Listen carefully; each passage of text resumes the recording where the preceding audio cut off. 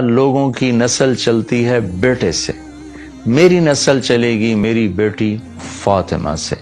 اور آپ نے ارشاد فرمایا کہ سیدہ شباب اہل الجنت الحسن والحسین، جنت کے نوجوانوں کے سردار ہیں حسن اور حسین۔ اور آپ نے فرمایا علی مجھ سے ہے، میں علی سے ہوں۔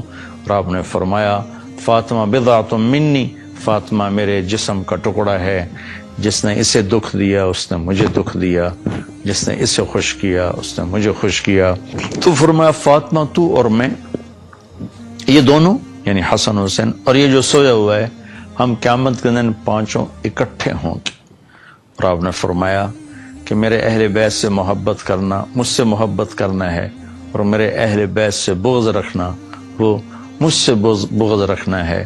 اور آپ نے فرمایا قیامت کے دن سارے رشتے ٹوٹ جائیں گے، لیکن میرا رشتہ میرے خاندان کے ساتھ باقی رہے گا اور میں ان کی سفارش ضرور کروں گا۔ اور آپ نے فرمایا کہ میرے اہل بیت کے بارے میں میرا خیال رکھنا، میرے اہل بیت کے بارے میں میرا خیال رکھنا۔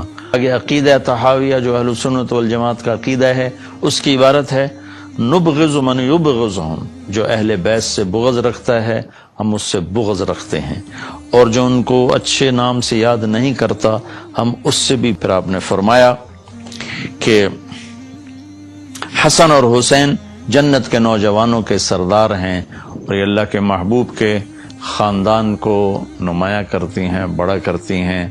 اور آپ نے فرمایا یا اللہ میں حسن حسین سے پیار کرتا ہوں، تو بھی ان سے پیار فرما، اور یا اللہ جو ان سے پیار کریں ان سے بھی پیار فرما، اور جو ان سے بغض رکھیں ان سے بغض رکھ، جو ان سے پیار کریں ان سے پیار کر۔ اہل بیت سے محبت نہ کرنا یہ نفاق ہے، منافقت ہے، کفر ہے۔ اہل بیت سے پیار کرنا ایمان ہے، ایمان کا کمال ہے، ایمان کا کمال ہے۔ جس گھر میں اللہ نے اپنے حبیب کو پیدا کیا، جس نبی کی گود میں ان کی اولاد پروان چڑھی، اگر ہم ان سے بغض رکھیں گے تو ہمارا ایمان کہاں چلا گیا؟ نہ ایمان ہے نہ ایمان رہے گا۔ ان کی محبت ہی اصل ایمان ہے، ان کی محبت ہی اصل ایمان ہے۔ ایک روایت یاد ہے کہ میرے نبی نے فرمایا جس نے میری اولاد میں سے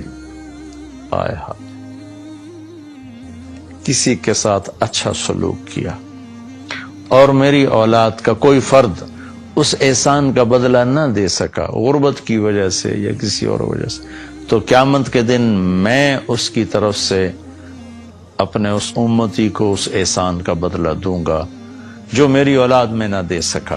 اس پر میں ایک واقعہ سنا دیتا ہوں۔ یہ ابن جوزی رحمۃ اللہ علیہ جیسے محدث نے اس واقعے کو نقل کیا ہے اپنی کتاب البر والصلہ میں، کہ ہرات میں ایک سادات فیملی تھی۔ وہ خاتون جوانی میں بیوہ ہو گئیں، بچیاں تھیں، تنگ دستی آئی تو انہوں نے سمرقند کی طرف ہجرت فرما لی، رزق کی معاش کی تلاش میں۔ وہاں پہنچی تو پوچھا کوئی یہاں سردار، کوئی سخی، چونکہ نووارد تھی تو لوگوں نے بتایا کہ ایک تو یہاں مسلمان بڑا سردار ہے اور پورے علاقے کا رئیس ہے، اور ایک یہاں آگ کا پجاری آتش پرست ہے، وہ بھی بڑا رئیس، بڑا سخی مالدار ہے۔ تو انہوں نے سوچا کہ میں غیر مسلم کے پاس کیوں جاؤں۔ وہ مسلمان کے پاس گئیں اور اس سے فرمایا کہ میں آل رسول ہوں، پردیسن ہوں، میری بچیاں ہیں، مجھے ٹھکانہ بھی چاہیے، کھانا بھی چاہیے۔ وہ سردار کہنے لگے تیرے پاس کوئی، عام طور پر جو اہل البیت ہیں ان کے پاس لکھا ہوا نسب نامہ ہوتا ہے، میں نے کئی گھرانوں میں ماشاءاللہ دیکھا اللہ کے رسول تک ان کے سارے آبا کے نام لکھے ہوئے۔ تو کہا تیرے پاس کوئی سند ہے؟ اس نے کہا بھائی میں تو پردیسی ہوں، غربت کی ماری میں کہاں سے سند دکھاؤں۔ تو وہ کہنے لگا یہاں تو پھر ہر دوسرا آدمی کہتا ہے میں سید ہوں، آل رسول ہوں۔ تو اس نے کوئی اچھا جواب نہیں دیا۔ تو وہ وہاں سے آئیں اور اس آتش پرست کے پاس گئیں، وہ جو آگ کا پجاری تھا، اور اپنا تعارف کروایا۔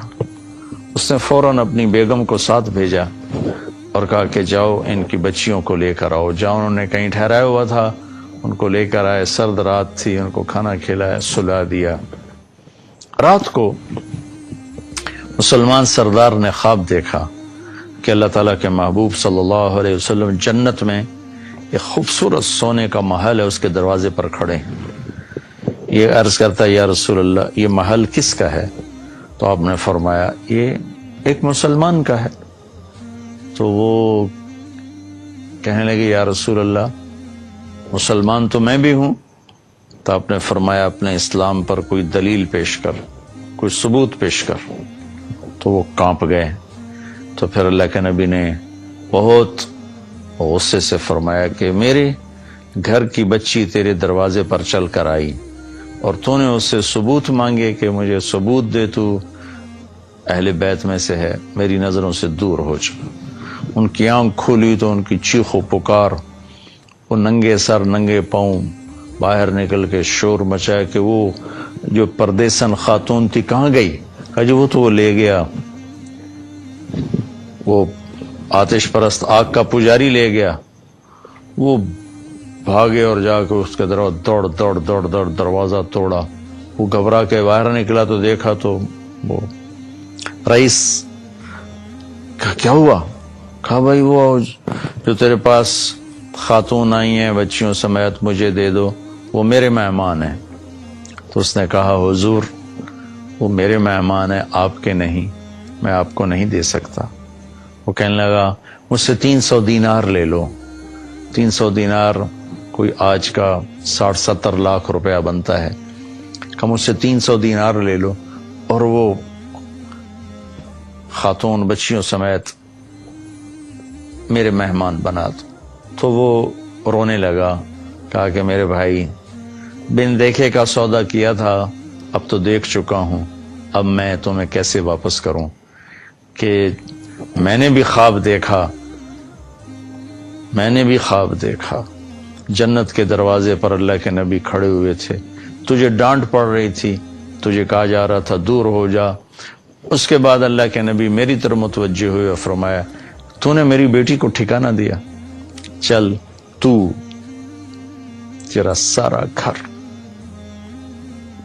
سب بخشے گئے، سب کے لیے جنت کا اللہ نے فیصلہ کر دیا۔